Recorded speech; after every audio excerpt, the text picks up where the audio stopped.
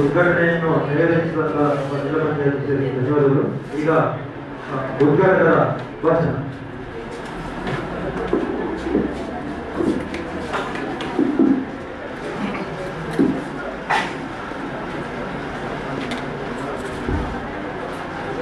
ವಿಟ್ಲ ಗ್ರಾಮ ಪಂಚಾಯತ್ ಶ್ರೀ ಕ್ಷೇತ್ರ ಧರ್ಮಸ್ಥಳ ಗ್ರಾಮಾಭಿವೃದ್ಧಿ ಯೋಜನೆ, ಜನಶಿಕ್ಷಣ ಟ್ರಸ್ಟ್ ಮಂಗಳೂರು ಹಾಗೂ ಸಮಾಜ ಕಾರ್ಯ ವಿದ್ಯಾರ್ಥಿಗಳು ಸರ್ಕಾರಿ ಪ್ರಥಮ ದರ್ಜೆ ಕಾಲೇಜು ವಿಟ್ಲ ಇದರ ಸಹಯೋಗದಲ್ಲಿ ಸ್ವಚ್ಛ ಗ್ರಾಮದೆಡೆಗೆ ನಮ್ಮ ನಡಿಗೆ ವಿಶೇಷ ನೈರ್ಮಲ್ಯ ಸಪ್ತಾಹ ಕಾರ್ಯಕ್ರಮದ ಅಧ್ಯಕ್ಷತೆಯನ್ನು ವಹಿಸಿದಂತಹ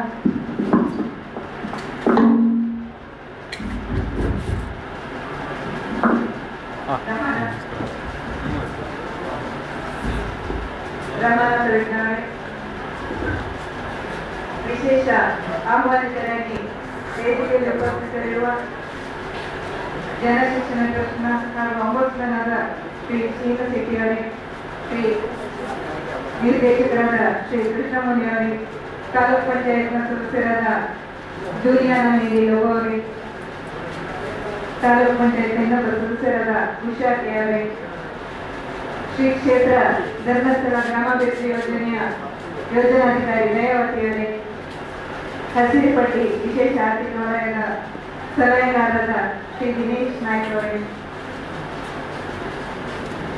ಉಪನ್ಯಾಸಕರು ಹಿರಿಯರಾದ ಜಾನ್ ಡಿಸೋಜ ಅವರೇ, ಸಮುದಾಯ ಆರೋಗ್ಯ ಕೇಂದ್ರ ವಿಟ್ಟದ ವೈದ್ಯಾಧಿಕಾರಿ ಡಾಕ್ಟರ್ ಪ್ರಶಾಂತ್ ಅವರೇ, ಪಂಚಾಯತ್ನ ಅಭಿವೃದ್ಧಿ ಅಧಿಕಾರಿಗಳೇ ಹಾಗೆ ಕಾರ್ಯದರ್ಶಿಗಳೇ, ಪಂಚಾಯತ್ನ ಉಪಾಧ್ಯಕ್ಷರಾದ ಶಾಂತ ಎಸ್ ಎನ್ ಪಟ್ಟರೆ ಹಾಗೆ ಸದಸ್ಯರೇ, ಆತ್ಮೀಯ ಬಂಧು ಭಗಿನಿಯರೇ, ಮಾಧ್ಯಮದವರೇ,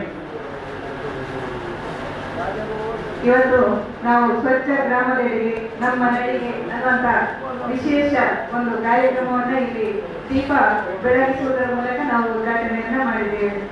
ದೀಪ ನಮಗೆ ದಾರಿಯನ್ನು ತೋರ್ತದೆ. ನಾವು ಯಾವ ರೀತಿಯಲ್ಲಿ ಹೋಗ್ಬೇಕು, ಯಾವ ರೀತಿಯಲ್ಲಿ ನಾವು ನಡಿಬೇಕು, ಎಲ್ಲಿ ಏನು ಇದೆ ಅನ್ನುವಂಥದ್ದನ್ನು ತೋರಿಸ್ತದೆ, ದೀಪ ತೋರಿಸ್ತದೆ. ಅದೇ ರೀತಿಯಲ್ಲಿ ನಮ್ಮ ಈ ಸ್ವಚ್ಛ ಗ್ರಾಮ ನಾವು ಹೇಗಿರ್ಬೇಕು ಅನ್ನುವಂಥ, ನಮ್ಮ ಜೀವನ ಹೇಗಿರ್ಬೇಕು ಅನ್ನುವಂಥ ತೋರಿಸುವಂತಹ ಒಂದು ಕಾರ್ಯಕ್ರಮ. ನಮ್ಮ ಮುಖ್ಯವಾಗಿ ಆರೋಗ್ಯ ಅಧಿಕಾರಿಗಳು ಕೂಡ ಇಲ್ಲಿ ಬಂದಿದ್ದಾರೆ. ನಮ್ಮ ಆರೋಗ್ಯ ಒಳ್ಳೆಯದಿದ್ರೆ ಮಾತ್ರ ನಾವು ಈ ಒಂದು ಸ್ವಚ್ಛ ಗ್ರಾಮ ಅಂದ್ರೆ ಸ್ವಚ್ಛವಾಗಿದ್ರೆ ಮಾತ್ರ ಆರೋಗ್ಯ ಒಳ್ಳೆಯದಾಗಿರ್ತದೆ. ಅಂತಹ ಒಂದು ವಿಶಿಷ್ಟ ಕಾರ್ಯಕ್ರಮವನ್ನು ಇಲ್ಲಿ ಇವತ್ತು ಹಮ್ಮಿಕೊಂಡಿದ್ದೇವೆ. ಇದರಲ್ಲಿ ಮೂಲವಾಗಿ ನಾವು ಈಗಾಗಲೇ ನಮ್ಮ ಜಿಲ್ಲೆಗೆ ಈಗಾಗಲೇ ಪಂಚಾಯತಿಗೆ 203 ಪಂಚಾಯತ್ಗಳಿಗೆ ಕೂಡ ನಾವು ನೈರ್ಮಲ್ಯ ಪ್ರಶಸ್ತಿಯನ್ನ ಗಳಿಸಿಕೊಂಡಿದ್ದೇವೆ. ಹಾಗೆ 5 ತಾಲೂಕು ಪಂಚಾಯತ್ಗಳಿಗೆ ಕೂಡ ನಾವು ಪ್ರಶಸ್ತಿಯನ್ನು ಗಳಿಸಿಕೊಂಡಿದ್ದೇವೆ. ಹಾಗೆ ಮೊನ್ನೆ ತಾನೇ ನಡೆದಂತಹ ದೆಹಲಿಯಲ್ಲಿ ನಡೆದಂತಹ ಒಂದು ನಿರ್ಮಲ ಗ್ರಾಮ ಪ್ರಶಸ್ತಿಯನ್ನ ಈಗಾಗಲೇ ನಾನು ಎಲ್ಲರ ಒಂದು ಪ್ರತಿನಿಧಿಯಾಗಿ ಜಿಲ್ಲಾ ಪಂಚಾಯತಿಗೆ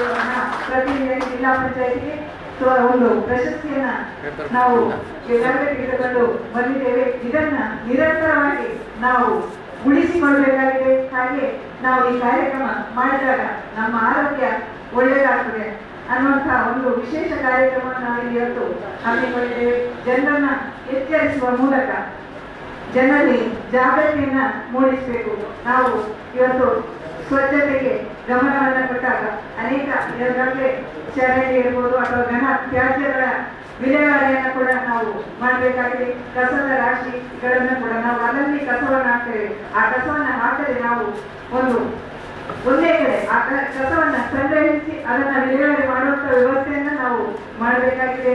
ಹಾಗೆ ನಮ್ಮ ಗ್ರಾಮದ ಇರುವಂತಹ ನಾವು ಪ್ಲಾಸ್ಟಿಕ್ ಅನ್ನ ಕೂಡ ನಾವು ಒಂದು ಕಡೆ ಅದರ ವಿಲೇವಾರಿ ಮಾಡಲಿಕ್ಕೆ ವ್ಯವಸ್ಥೆಯನ್ನ ಮಾಡಬೇಕಾಗಿದೆ. ಹಾಗೆ ಎಲ್ಲ ಅದರ ಒಂದು ತರಬೇತಿಯನ್ನ ನಮ್ಮ ಜನಶಿಕ್ಷಣ ಟ್ರಸ್ಟ್ನವರು ಯಾವತ್ತೂ ನಮಗೆ ಅದರ ಬಗ್ಗೆ ನಿರಂತರ ಮಾರ್ಗದರ್ಶನವನ್ನು ಕೂಡ ಕೊಡ್ತಾ ಇದ್ದಾರೆ.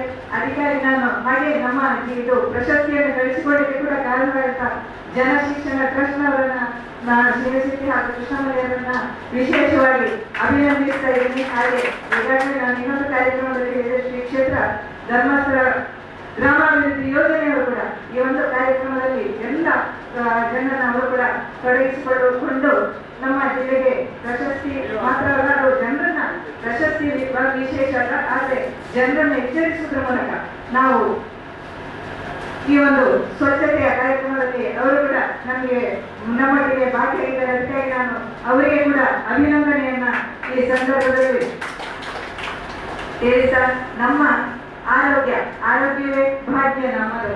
ನಾವು ಆರೋಗ್ಯದಿಂದ ಇದ್ರೆ ಮಾತ್ರ ನಮ್ಮ ಯಾವತ್ತೂ ಕೆಲಸಗಳನ್ನ ಮಾಡಲಿಕ್ಕೆ ಸಾಧ್ಯ ಆಗ್ತದೆ. ಅಂತ ಒಂದು ಆರೋಗ್ಯ ಇರಬೇಕಿದ್ರೆ ನಾವು ಮುಖ್ಯವಾಗಿ ನಾವು ಸ್ವಚ್ಛವಾಗಿರ್ಬೇಕು. ನಾವು ಸ್ವಚ್ಛವಾಗಿದ್ದಾಗ, ನಮ್ಮ ಪರಿಸರ ಸ್ವಚ್ಛವಾಗಿದ್ದಾಗ ಮಾತ್ರ ನಾವು ಈ ಒಂದು ಆರೋಗ್ಯವನ್ನು ಕೂಡ ಗಳಿಸಿಕೊಳ್ಳಿಕ್ಕೆ ಸಾಧ್ಯ ಆಗ್ತದೆ.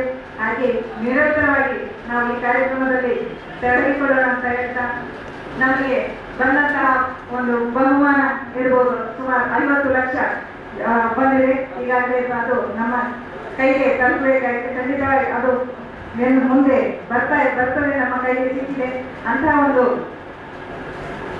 ದುಡ್ಡನ್ನ, ಬಹುಮಾನ ಬಂದಂತಹ ದುಡ್ಡನ್ನ ನಾವು ಇಂತಹ ಕಾರ್ಯಕ್ರಮಗಳಿಗೆ, ಅಂದ್ರೆ ಜನ ತ್ಯಾಜ್ಯ ವಿಲೇವಾರಿ ಇರ್ಬೋದು ಅಥವಾ ಇನ್ನಿತರ ಸ್ವಚ್ಛತೆಯ ಒಂದು ಶೌಚಾಲಯ ನಿರ್ಮಾಣ ಇರ್ಬೋದು, ಸಾರ್ವಜನಿಕ ಶೌಚಾಲಯ ಇರ್ಬೋದು, ಮುಂತಾದ ಕಾರ್ಯಕ್ರಮಗಳಿಗೆ ನಾವು ಆ ಹಣವನ್ನ ಬಳಸಿ ನಮ್ಮ ಜನರಲ್ಲಿ ಜಾಗೃತಿಯನ್ನ ಮೂಡಿಸುವಂತ ಕೆಲಸವನ್ನ ನಾವೆಲ್ಲ ಮಾಡಬೇಕಾಗಿದೆ.